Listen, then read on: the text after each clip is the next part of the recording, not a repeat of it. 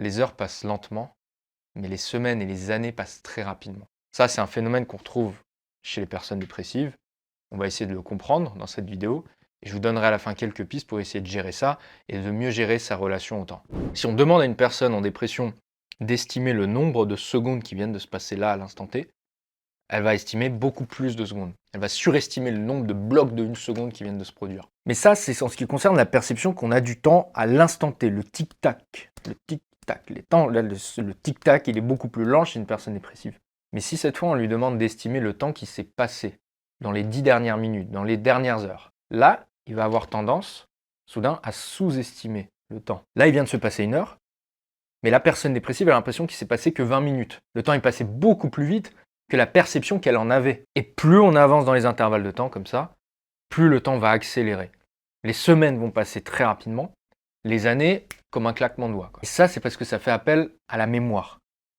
La perception qu'on a du temps qui s'est passé, elle se fait sur la mémoire, sur le nombre d'informations et de souvenirs qui ont été encodés en mémoire à long terme. Or, le problème, c'est que chez les personnes dépressives, il y a un déficit de l'activité de la mémoire de travail. La mémoire de travail, c'est cette mémoire qui utilise les informations à court terme, à l'instant. Elle va reprendre toutes les informations sensorielles qui arrivent autour de vous, les images, des sons, des phrases. Elle va les associer à des connaissances, à d'autres souvenirs, à des émotions, et elle va ensuite aller les encoder dans la mémoire à long terme. Et c'est comme ça qu'on crée un souvenir, mais c'est aussi comme ça qu'on perçoit le temps qui passe. Pourquoi? Parce que si vous prenez un bloc de temps et vous le blindez de souvenirs, alors vous allez avoir l'impression, a posteriori, que ce bloc de temps était beaucoup plus lent. Il s'est passé tellement plus de choses, donc on a l'impression que c'est passé beaucoup plus lentement. Je vous donne un exemple tout de suite pour que vous compreniez. 1 semaine de vacances, quand on y repense après coup, a posteriori, on a l'impression que ça a duré beaucoup plus longtemps qu'une semaine de taf. Donc quand on se fait chier, ma mémoire de travail, elle va rien traiter du tout. Il y a réellement une corrélation forte, une comorbidité forte entre la dépression et l'ennui. Parce qu'en fait, ce qui est autour de nous ne stimule pas. Ça n'excite pas notre cerveau. À défaut d'être centré sur quelque chose qui vous captive, qui stimule votre cerveau, vous êtes centré sur vous. Votre attention, elle est centrée sur vous, sur les ruminations.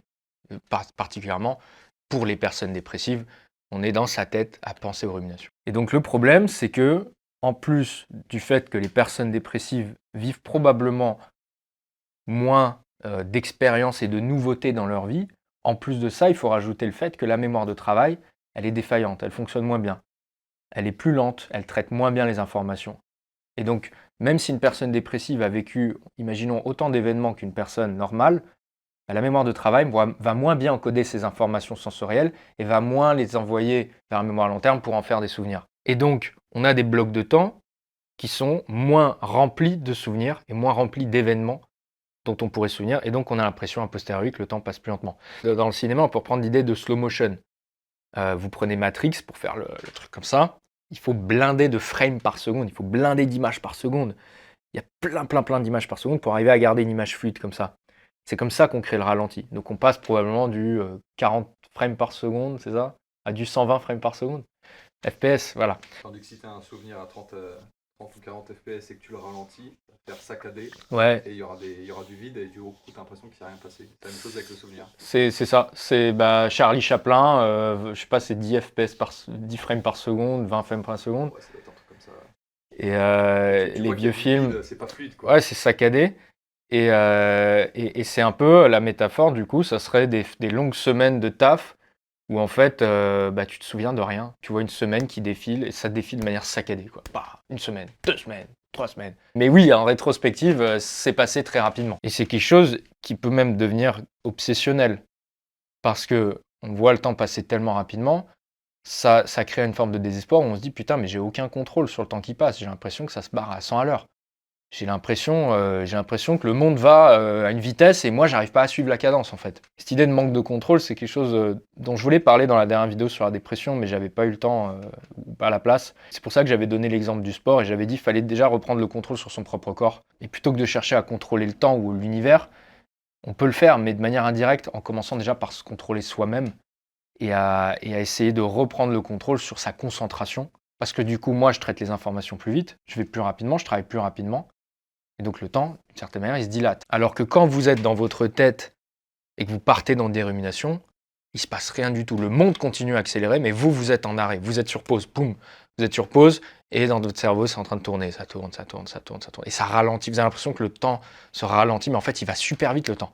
Mais c'est quand vous allez vous réveiller, vous allez vous retourner en arrière, vous allez vous dire putain, ah ouais, là j'ai ruminé pendant 3 heures, j'avais même pas remarqué. Après, c'est facile à dire, vous allez me dire, Léo, parce que comment tu vas être concentré sur une tâche si tu n'as pas la dopamine? La dopamine, c'est justement ce qui vous permet de susciter une pulsion en vous qui vous donne envie d'atteindre un objectif et qui va recruter toutes vos ressources cognitives et physiques vers l'obtention de cette récompense, vers l'atteinte de cet objectif.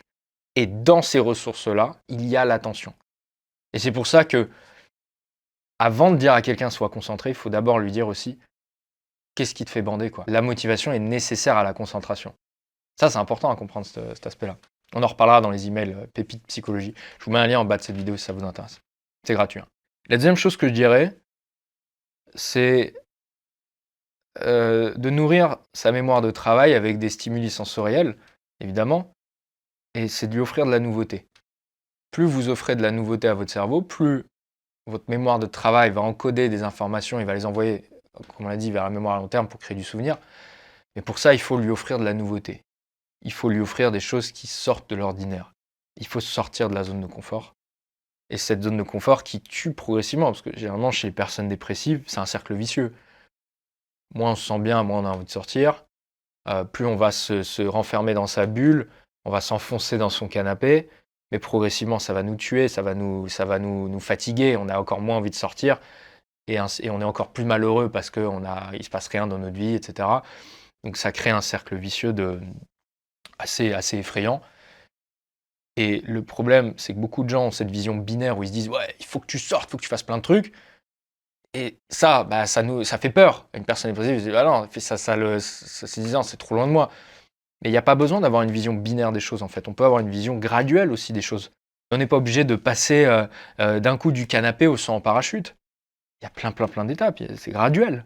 Donc cette exposition progressive à la nouveauté, je pense que c'est une des clés pour blinder à nouveau les blocs de temps de souvenirs, augmenter la data en mémoire et donc donner l'illusion que le temps est passé plus lentement a posteriori et qu'il s'est passé beaucoup plus de choses. Donc voilà, écoutez, on en reparlera dans les mails pépites de psycho où je vous envoie chaque semaine des emails sur la dépression, sur les anxiétés, sur le TDAH et plus généralement sur la performance cognitive et toutes ces choses-là. Et pour ceux qui veulent vraiment changer les choses dans cette même logique progressive, sereine, mais dans leur vie amoureuse cette fois, j'ai fait un programme qui vous permet de pouvoir rencontrer des femmes et de trouver une copine sans passer par la drague de rue et sans passer encore moins à s'humilier sur les sites de rencontres, de manière simple, naturelle, authentique, en utilisant votre quotidien. Donc si ça vous intéresse, j'ai ouvert les inscriptions comme je le fais à chaque année en septembre. Donc c'est vraiment une méthode qui est adaptée à des gens introvertis,